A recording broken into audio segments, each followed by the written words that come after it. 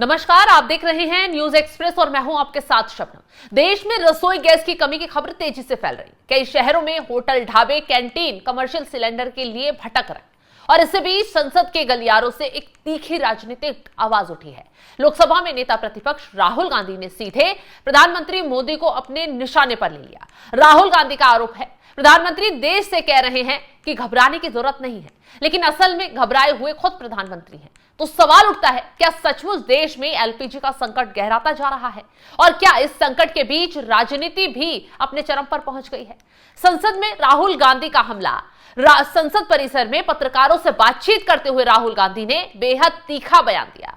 PM कह रहे हैं कि घबराने की जरूरत नहीं है, लेकिन वो खुद अलग अलग वजहों से घबराए हुए हैं। राहुल गांधी यही नहीं रुके, उन्होंने आरोप लगाते हुए सीधा सीधा कह दिया, प्रधानमंत्री अडानी केस और अपस्ट्रीम विवाद की वजह से घबराए हुए हैं, इसलिए वो संसद के अंदर नहीं आ पा रहे। राहुल गांधी का यह बयान आते ही संसद के बाहर और अंदर दोनों जगह राजनीतिक हलचल तेज हो गई है।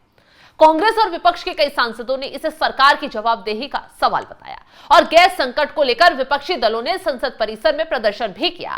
कांग्रेस, वामदल और कुछ क्षेत्रीय पार्टियों के सांसद एलपीजी सिलेंडर की कमी को लेकर धरने पर बैठ गए। उनका आरोप था कि देश के कई हिस्सों में गैस की आपूर्ति बाधित हो रही है, लेकिन सरकार इस समस्या को गंभीरता से स्वीकार नहीं कर पा रही है। प्रदर्शन के दौरान सांसदों ने यह भी कहा कि यह सिर्फ गैस सिलेंडर की समस्या नहीं है, यह आम आदमी की रसोई का सवाल है।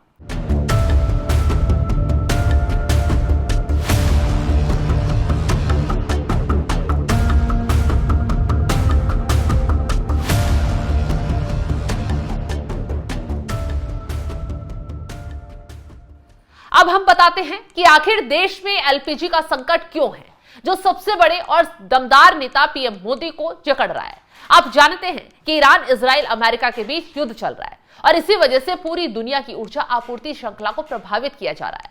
भारत अपनी जरूरत का सबसे बड़ा आयात करता है।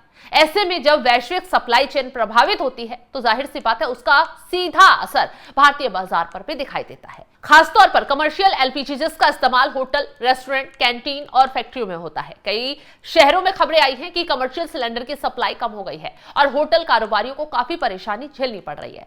और इसी बीच प्रधानमंत्री मोदी ने देशवासियों से अपील की है। प्रधानमंत्री मोदी ने कोविड-19 का उदाहरण देते हुए कहा कि उस समय 140 करोड़ भारतीयों ने उस कठिन समय में भी परिपक्वता दिखाई थी, इसलिए इस बार भी देश एकजुट होकर हर परिस्थिति में निपट सकता है। लेकिन प्रधानमंत्री की अपील के बावजूद विपक्ष का हमला लगातार जारी है। विपक्ष का आरोप है कि सरकार संकट को कम करके दिखाने की कोशिश कर रही है।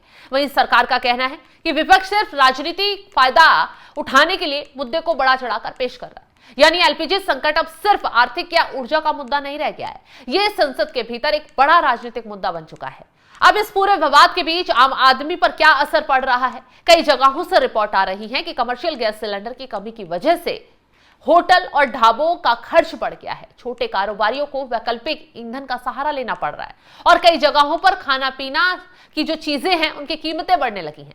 अगर यह संकट लंबा चलता है तो इसका असर सिर्फ होटल इंडस्ट्री पर ही नहीं बल्कि पूरे खाद्य कारोबार पर पड़ सकता है। राहुल गांधी का बयान सिर्फ एलपीजी संकट पर टिप्पणी नहीं है, यह सीधे सीधे प्रधानमंत्री मोदी की राजनीतिक छवि पर हमला भी है। राहुल गांधी का यह संदेश देने की कोशिश करना कि सरकार संकट से ज्यादा अपनी छवि को बचाने में लगी हुई है।